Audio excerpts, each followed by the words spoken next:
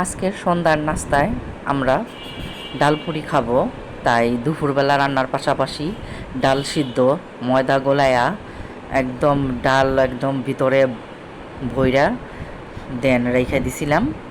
এখন শুধু আপনার বের কইরা ফ্রিজ থেকে বের করে একটা একটা করে রুটি বেলে নিলাম। তারপর আপনার এখন সবগুলো বেলা হয়ে গেছে, দেখাইলাম আপনাদেরকে।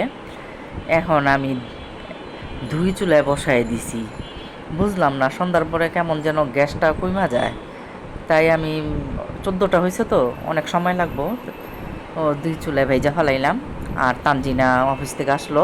তানজিনা পুরান ঢাকার আমাদের যে খেতা পুরি, আলু পুরি, ডাল পুরি বানাইলে যে চাটনিটা দেয় না, ওই চাটনিটা তানজিনা আইসা বানায় দিল। এত মজা হয়েছে চাটনিটা। আচ্ছা, চাটনিটা কি কি আছে সেটা একটু বলি। তেঁতুল, সরিষা, কাঁচামরিচ, লবণ, চিনি। এত মজা হয়েছে চাটনি। আর ভিতরটা দেখেন একদম ডাল দিয়ে ভরা। কিনাটা তো এত ডাল থাকে না, এত আলু পুরি খাইলে আলু পুরি এত থাকে না। অনেক মজা হয়েছে আজকে, আলহামদুলিল্লাহ।